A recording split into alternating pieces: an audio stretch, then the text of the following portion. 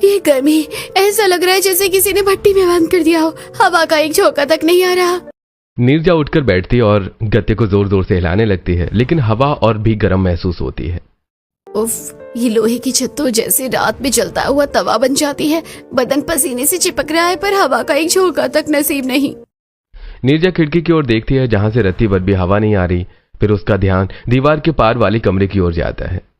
मीनाक्षी दीदी का कमरा तो कितना ठंडा होगा। वहाँ तो छत के ऊपर छत है और पंखा भी कितने तेज चलता है। काश चाची मुझे बस रात भर के लिए उनके कमरे की फर्श पर सोने की जगह दे देती।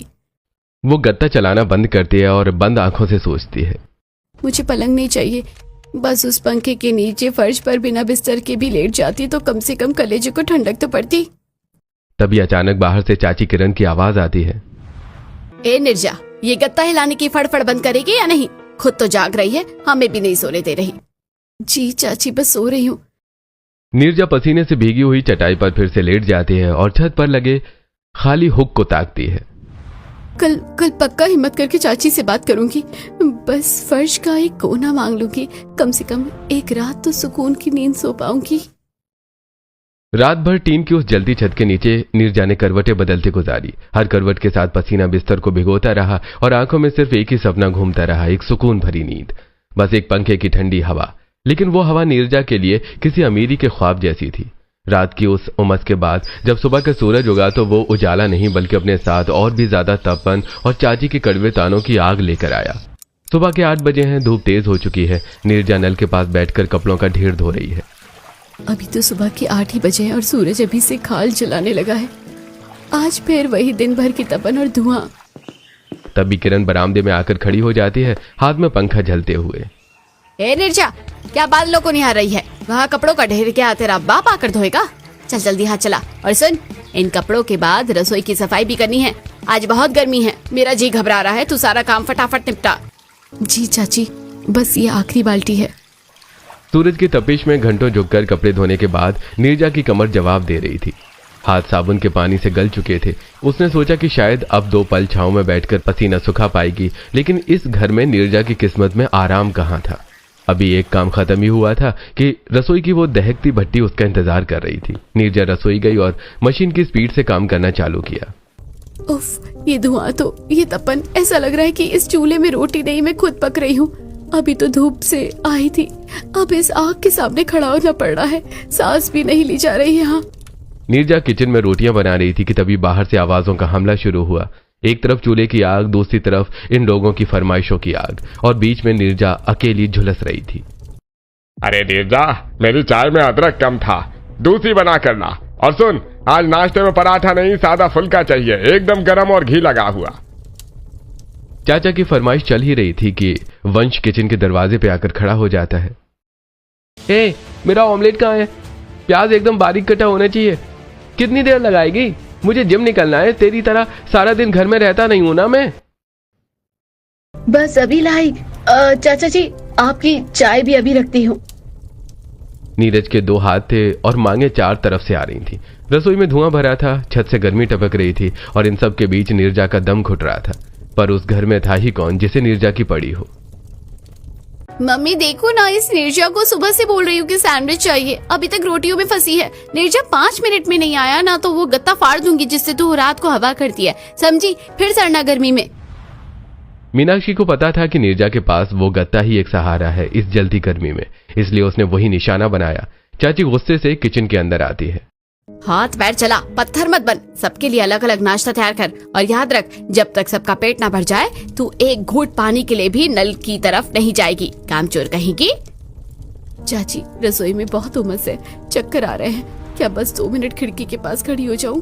खिड़की के पास? बड़ी आई नाजुकली, पसीने से डर लगता है तो यहाँ खड़ी क्यों है? चुपचाप चूल्हे के सामने खड़ी रह और काम खत्म कर।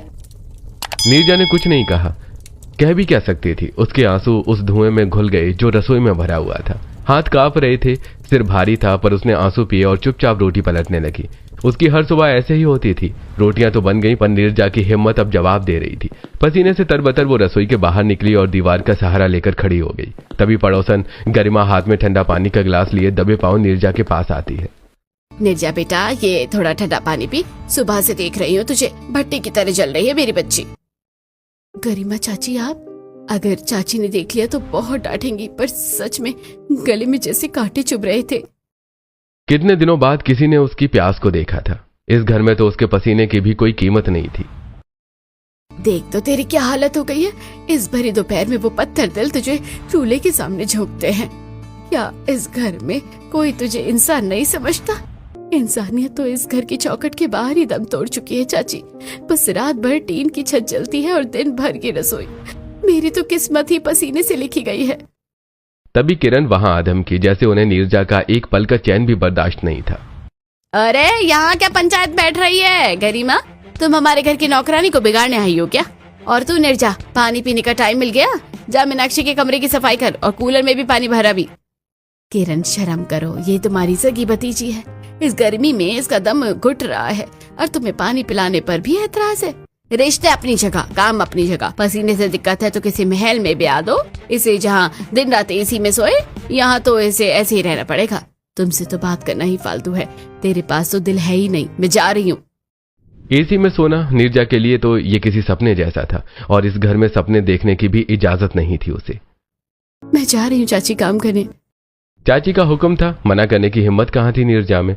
वो हाथ में भारी बाल्टी लिए मीनाक्षी के कमरे की तरफ चल पड़ी। लेकिन उसे क्या पता था कि जिस काम को वो बोझ समझ रही थी, वही काम उसे वो 2 पल की ठंडी हवा दिला देगा जिसके लिए वो तरसती है। पर यह सुकून भी बस चंद लम्हों का मेहमान था। कितनी ठंडी हवा है, ऐसा लग रहा है कलेजे को ठंडक पड़ गई हो। नीरजा ने कूलर में पानी डालना शुरू किया, पर जानबूझकर हाथ धीमे कर लिए जिससे थोड़ी देर उस हवा में खड़े हो पाए। ए नीरजा, हाथ चला रही है या खड़े खड़े सो रही है? एक बाल्टी पानी डालने में पूरा दिन लगाएगी? नहीं दीदी, बस डाल रही हूँ। आपके कमरे का पंखा तो कितनी अच्छी तरह हवा देता है। रसोई में तो दम घुट गया था मेरा। क्या बस 2 मिनट यहीं खड़ी रह सकती हूँ? पसीना सूख जाता तो काम करने में आसानी होती।